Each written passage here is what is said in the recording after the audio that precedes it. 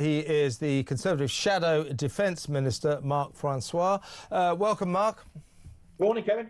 Your take on what happened yesterday in Washington. It was a TV show laid on by the president with his new trusty sidekick, Volodymyr Zelensky. I thought it was quite humiliating for the not so magnificent 7 European leaders who crossed the Atlantic to be told to have a buffet lunch in the adjoining room. We'll call for you when we need you. They weren't even allowed to get their oar in until after the press conference. That said, credit to the president for at least getting the dial moving. But you know, there seems to be a sort of mood of optimism now. But I think we should be careful about that. Where do you stand on what happened yesterday? Yeah, I think I would go as far as cautious optimism, but I wouldn't go further than that. It's a good thing that President Zelensky met with President Trump. Clearly, it went a lot better than it did in February. It was also a good thing that you had senior European leaders there as well to show absolute solidarity with Zelensky. The president is now talking, President Trump is now talking about potential security guarantees for Ukraine. That could be very important. You know, if he's now prepared to give actual US support to Zelensky's position in the event of a peace deal. As ever with these things, the devil will be in the detail. There's now some prospect of direct negotiations between Zelensky and Putin. We in the Conservative Party have always argued that there could be no discussions about Ukraine without Ukraine. So it's good if Zelensky is now intimately involved in all of this, and we'll have to see what happens. But President Trump being supportive of Zelensky, all those other European leaders being supportive of Zelensky, hopefully this is good news for the people of Ukraine. Hopefully, but as I understand it, the Ukrainian constitution in these circumstances will call for the final decision on a peace deal to be made by the people. It has to go to referendum.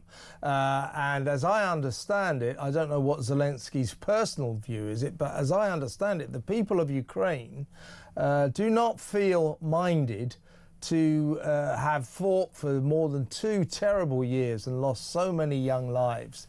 They do not feel minded to suddenly cede territory to the aggressor who just invaded them, Russia, Putin. And therefore it is the people of Ukraine who may well turn around and say, look, any peace deal cannot involve any cessation of territory. Well, and who can blame them? You know, would Donald Trump give up part of Texas? Yes. So the Ukrainians have been through utter misery at the hands of Putin. You know, he is the aggressor. He's the one who's been giving orders deliberately to fire missiles at children's hospitals. You know, he's an ex-KGB colonel. He's not a Boy Scout. But let us see what these negotiations come up with. As you rightly say, the Ukrainians have been very reluctant to give up any territory.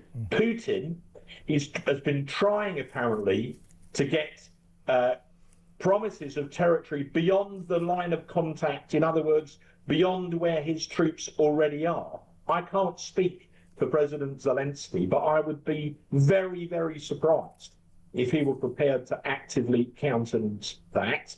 Trump has got Putin to the table. I think we need to give him credit for that. Totally. Let's now see what these negotiations actually produce. But I did say cautious optimism earlier, Kevin, because I think part of the risk here is Putin thinks he's winning.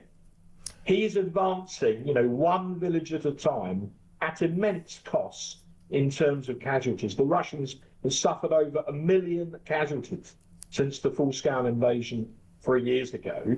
But rather like Stalin before him, Putin doesn't seem too fussed about that. He thinks he's winning at great cost in blood and treasure. The US and the Europeans have to support Ukraine to prove to him that he can't win. Why is that so important? If he thinks he's won, even if he pauses temporarily, he'd wait a few years and then he'd come back and have another go. That's the real absolute risk in this. And do you worry, Mark, about the optics of what's been happening since Friday? I mean, obviously, you know, the president laid out the red carpet, gave Putin a ride in the presidential car and so on and so forth, you know, really bigged Putin up. Putin lapping it up, you know, loved it. You know, the Russian leader who came in from the cold in Alaska, you know, welcomed back onto the world stage. He did enjoy it and he made the most of it. And even in these Washington negotiations yesterday, he looms large. I mean, all of this, all of the cautious optimism you are talking about, and I share your cautious optimism. We have to be cautious about it. But it all depends on Putin. Putin is the big player in this game. Does it worry you that these last few days have given Putin too much credibility and facilitated his return to the world stage? Well, you know, some of those pictures were, shall we say, difficult to watch after what Putin has done to, you know, to murder, let's use the word, civilians, women and children in Ukraine. But we would all like to see an end to the war, but it cannot be at any price. There was a World War I famous admiral we had called Sir Jackie Fisher, who famously said, ultimately all nations desire peace, but peace on their terms. After everything the Ukrainians have been through, Kevin, what we cannot allow is anything that looks like a Russian victory, because if that were the case, all we are doing is kicking the can down the road.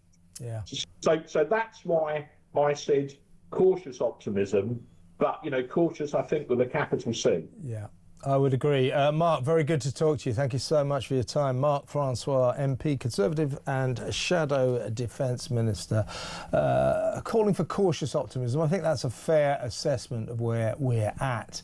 I would say very cautious. I think the problem here is, you know, it's amazing to me the way the media gets like dazzled by all this, you know, the razzmatazz of Washington, Donald's TV show. And by the end of yesterday, most of the TV channels, they're acting as if, oh, it just needs a stroke of the pen and that's it. The Ukraine war's over. Oh, no, there's a certain Vladimir Putin off stage at the moment, who my guess is ready to swing a wrecking ball straight through all of this. He will, in my view, demand great swathes of Ukraine, and his demands will be impossible to meet. I'm sorry to be pessimistic, but I think someone, at least someone, and if it falls upon me, so be it, has to be realistic here.